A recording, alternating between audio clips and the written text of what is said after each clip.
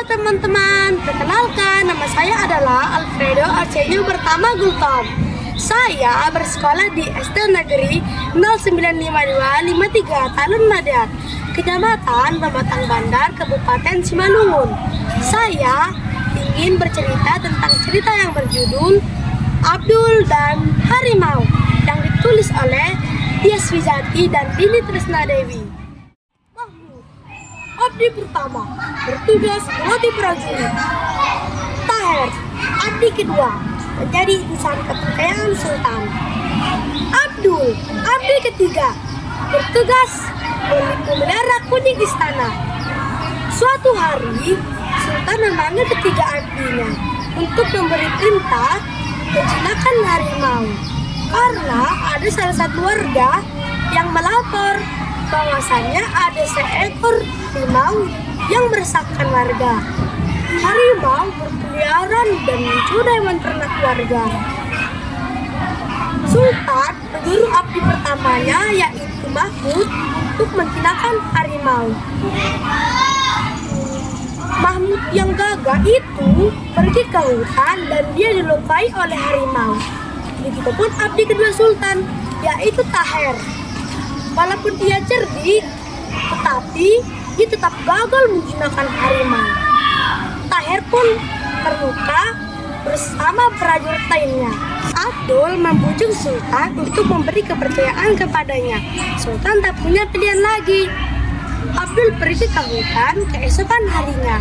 Dia bertekad menunjukkan kehebatannya menjinakkan harimau. Abdul berjalan hingga siang. Sang harimau belum juga terlihatnya. Abdul mulai merasa lapar.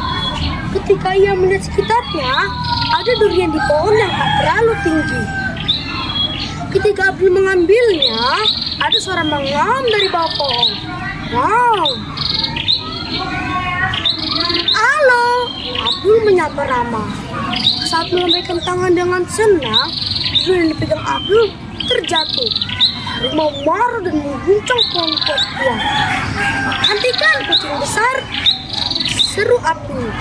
Namun, harimau malah mengguncang lebih kencang. Oke, ambilkan durian paling besar untukmu. Mungkin itu yang kau mau?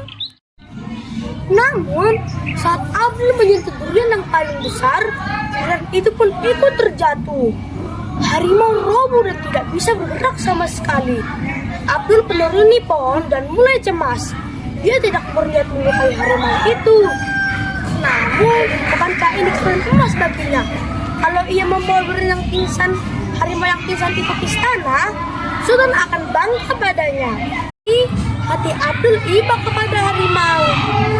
Kemudian, ia berusaha mengobati luka harimau itu.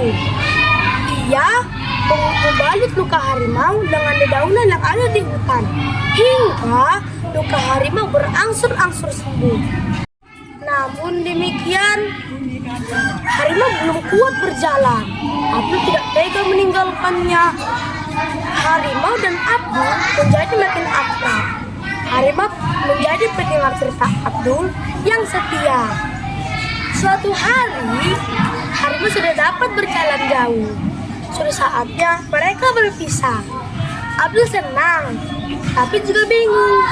Apa yang harus katakannya kepada Sultan nanti? Dia tidak punya bukti bahwa telah menjinakkan harimau. Saat Abdul berjalan ke istana, dia terjerat perangkap yang dibuat oleh Taher. Aduh, kata Abdul yang terjerat perangkap. Halo. Abdul senang melihat harimau yang tiba-tiba muncul dari balik semak-semak. Aku, kata Abdul, selalu membuat masalah. Yaitu harimau.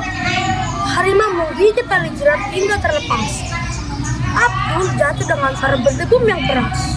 Bum! Itu balasan padamu karena sudah menjatuhkan durian ke kepalaku. Dengan harimau. Namun, aku belum membalas kebaikanmu karena Abdul berpikir cepat. Dia menceritakan idenya pada harimau. Harimau setuju untuk menemani Abdul ke istana dengan sebuah syarat. Betapa terkejutnya para penduduk melihat mereka berdua. Begitu pula Sultan. Sultan tak percaya melihat Abdul yang segar bugar. Bagaimana cara menjinakkannya? Tanyanya pada Abdul. Benar kan saya bisa menjinakkan kucing besar? Dia tidak akan mengganggu warga lagi. Tapi ada syaratnya, jawab Abdul. Abdul menjelaskan bahwa harimau hanya meminta durian sebagai gantinya. Oh, itu syarat yang mudah. Tentu Sultan setuju. Sejak saat itu, warga bergantian membawa durian ke dalam hutan. Sultanan Jambi pun kembali damai seperti sedia kala. Cerita berakhir. Pesan moral dari cerita ini adalah kita tidak perlu takut dengan apapun selama niat kita tulus untuk membantu. Seperti yang dilakukan Abdul tidak takut kepada harimau. Sekianlah cerita yang dapat saya sampaikan. Semoga bermanfaat bagi kita semua. Haras, haras, haras.